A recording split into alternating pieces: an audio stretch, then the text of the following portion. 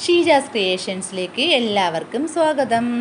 ഇന്ന് ഞാൻ വന്നിരിക്കുന്നത് നമ്മളെല്ലാവരും പെട്ടെന്ന് ഷോക്കാവുന്ന ഒരു കാര്യമാണ് കറണ്ട് ബില്ല് കാണുമ്പോൾ. അപ്പോൾ ചില കുഞ്ഞു കുഞ്ഞു നുറുങ്ങ് പണികളിലൂടെ നമുക്ക് കറണ്ട് ബില്ല് ഈസി ആയിട്ട് കുറച്ചെടുക്കാൻ പറ്റും. അപ്പോൾ അതിനുള്ള ഒരു വീഡിയോ ആണ് ഇന്ന് ഞാൻ ഇട്ടിരിക്കുന്നത്. അപ്പോൾ നിങ്ങൾ ഇതുപോലെ എല്ലാവരും ഒന്ന് ശ്രമിച്ച് നോക്കിക്കഴിഞ്ഞാൽ നമ്മൾ കറണ്ട് ബില്ല് വരുന്നത് കണ്ട് അന്തം വിട്ട് ഓടത്തില്ല. അപ്പോൾ അതെങ്ങനെയാണെന്ന് നമുക്ക് വീഡിയോയിലേക്ക് പോകാം. ചൂട് സമയമല്ലേ, അപ്പോൾ നമ്മുടെ വീട്ടിൽ എപ്പോഴും ഫുൾ ടൈം ഫാനാണ്. AC ഇല്ലാത്ത വീടുകളിലാണെങ്കിൽ എപ്പോഴും ഫാൻ കറങ്ങിക്കൊണ്ടിരിക്കും. അപ്പം നമ്മളിങ്ങനെ ത്രൂ ഔട്ട് ഫാൻ കറങ്ങിക്കൊണ്ടിരിക്കുമ്പോൾ തന്നെ നന്നായിട്ട് കറണ്ട് ബില്ല് കയറാറുണ്ട്. അപ്പം കറണ്ട് ബില്ല് കുറയ്ക്കുന്നതിന് വേണ്ടിയിട്ടും ചെയ്യാനുള്ള ഏക ഒരു വഴി എന്ന് വെച്ച് കഴിഞ്ഞാൽ ഫാൻ ഇങ്ങനെ ത്രൂ ഔട്ട് ഓണാക്കി ഇടാതെ നമ്മൾ ഒരു മണിക്കൂറൊക്കെ ഫാൻ ഇപ്പോൾ കറങ്ങുകയാണെങ്കിൽ അതൊരു അരമണിക്കൂർ നമ്മൾ ഓഫ് ചെയ്ത് ഇട്ടിട്ടേ വീണ്ടും ഓണാക്കാൻ പാടുള്ളൂ. അപ്പോഴത്തേക്കും കറണ്ട് അത്രത്തോളം ഇളുക്കത്തില്ല. പിന്നെ നമുക്ക് ഒരു 1-2 മണിക്കൂർ നമ്മൾ ഫാന് കറക്കിയാലും കുഴപ്പമില്ല. ഒരു അരമണിക്കൂർ ഗ്യാപ്പ് ഇട്ട് വേണം ഫാന് ഓണാക്കി ഇടാൻ. ഇതെല്ലാവരും ഒന്ന് ശ്രദ്ധിച്ചത്.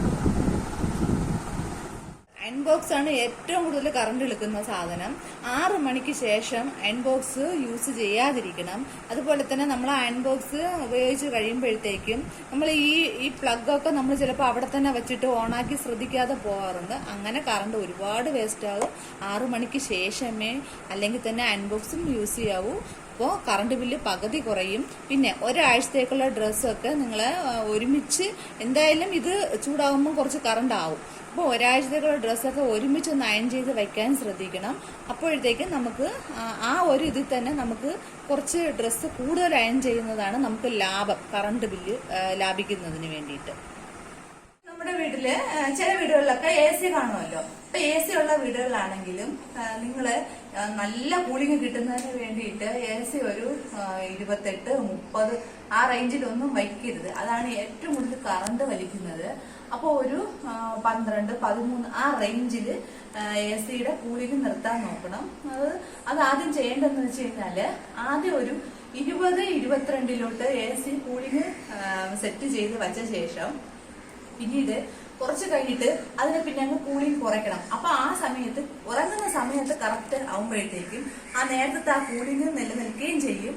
പിന്നീട് അങ്ങോട്ട് കറണ്ട് ഒരുപാട് ആകത്തില്ല. ഒരു 10-12 ആ ഒരു റേഞ്ചിലോട്ട് ACയുടെ കൂളിംഗ് സെറ്റ് ചെയ്യാൻ എപ്പോഴും നോക്കണം. അപ്പൊ കറണ്ട് ഒരുപാട് ലാഭിക്കാൻ പറ്റും. ആണെങ്കിലും നമ്മള് തുണികളൊക്കെ ഇട്ടിട്ട് 6 മണിക്ക് ശേഷം വാഷിംഗ് മെഷീൻ യൂസ് ചെയ്യരുത്. കറണ്ട് നല്ലോണം വലിക്കും.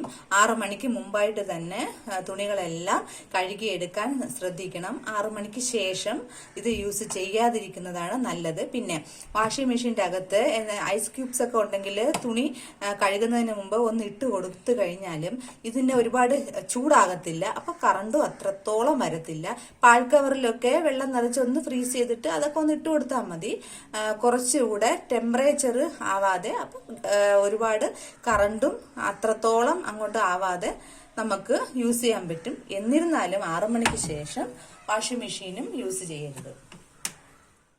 നമ്മുടെ ഫ്രീസർ നമുക്ക് എപ്പോഴും ഐസ് മെൽറ്റ് ചെയ്തുകൊണ്ടിരിക്കാനൊന്നും പറ്റത്തില്ല. അപ്പൊ ഇതുപോലെ മഞ്ഞുമലയൊക്കെ വരാറുണ്ടല്ലോ. ആ സമയത്ത് നമ്മൾ എന്ത് ചെയ്യും? എന്നിരുന്നാലും ഒരുപാട് ഐസ് ആകാതിരിക്കാൻ ശ്രദ്ധിക്കണം. അത് നമ്മൾ ഐസ് അലിയിച്ച് കളയണം. പക്ഷെ ചില സമയത്ത് ഇതുപോലെ ആയി കഴിയുമ്പോൾ നമ്മൾ പെട്ടെന്ന് ചെയ്യുന്ന പരിപാടി എന്താന്ന് വെച്ച് കഴിഞ്ഞാല് നമ്മൾ ഇതിനെ ഓഫ് ചെയ്തിട്ട് ഇതിന്റെ ഐസ് ഫുള്ളും പോയ ശേഷം വീണ്ടും ഓണാക്കും. അപ്പൊ കുറച്ചുകൂടെ നമുക്ക് കറണ്ട് വലിക്കും. അപ്പൊ ഇങ്ങനെ വരികയാണെങ്കിൽ ചെയ്യാനുള്ള എന്താ വെച്ച് കഴിഞ്ഞാല് അതിന്റെ ആ ഫ്രിഡ്ജ് ഓഫാക്കി ഇടണം. ശരിയാണ്. അത് ഓഫ് ചെയ്തിട്ട ശേഷം ഇതുപോലെ 1-2 ബോട്ടിൽസ് ഇതേപോലെ വെള്ളം നിറച്ചിട്ട് ഇതേപോലെ ഒന്ന് ഇട്ട് കൊടുക്കണം. ഇങ്ങനെ ഒന്ന് വെള്ളം നിറച്ച് കുപ്പികളൊക്കെ ഒന്ന് ഇട്ട് കൊടുക്കുമ്പോഴത്തേക്കും ഇതിലോട്ട് നല്ല കൂളിംഗ് ആവുമല്ലോ. അപ്പൊ ഫ്രിഡ്ജ് ഓഫ് ചെയ്തിടണം. ഇതിന് ശേഷം ആ കുപ്പിയിലെ വെള്ളം നന്നായിട്ട് ഈ കുപ്പിയിലെ വെള്ളം ഒന്ന് തണുത്ത ശേഷം നമ്മൾ താഴത്തെ ഡ്രോയിലോട്ട് ഈ കുപ്പി ഇട്ട് കഴിഞ്ഞാൽ ആ ഒരു ദിവസം ഫുള്ളും പിന്നെ ഫ്രിഡ്ജ് ഓണാക്കിയില്ലെങ്കിൽ പോലും നമ്മുടെ ഫ്രിഡ്ജിൽ ഈ കൂളിംഗ് നിൽക്കും, മേളിലോട്ട് കാണും. അപ്പൊ എല്ലാരും ഇങ്ങനെ ഒന്ന് ചെയ്യണം. ഇപ്പൊ ഈ ഐസുമല പിടിക്കുന്ന സമയത്ത് ആ ഒരു ദിവസം ഫ്രിഡ്ജ് ഓഫ് ചെയ്തിട്ടാലും ഇങ്ങനെ ചെയ്ത് കഴിഞ്ഞാൽ പിന്നെ നമ്മുടെ ഫ്രിഡ്ജിൽ ആ ഒരു കൂളിംഗ് കാണും. അല്ലാതെ എല്ലാം ക്ലീൻ ചെയ്തിട്ട് വീണ്ടും എടുത്ത് വെച്ച് ഓണാക്കാൻ പോയി കഴിഞ്ഞാൽ വീണ്ടും കറണ്ട് നന്നായിട്ട് വലിക്കും. അതുപോലെ തന്നെയാണ് ഫ്രിഡ്ജിന്റെ അകത്ത് ഒരുപാട് സാധനങ്ങൾ, ഫ്രിഡ്ജിൻ്റെ അകത്ത് നമ്മൾ സാധനങ്ങൾ വെക്കുന്ന സമയത്തും ഒരുപാട് കുത്തി നിറച്ച് വെക്കാൻ പാടില്ല.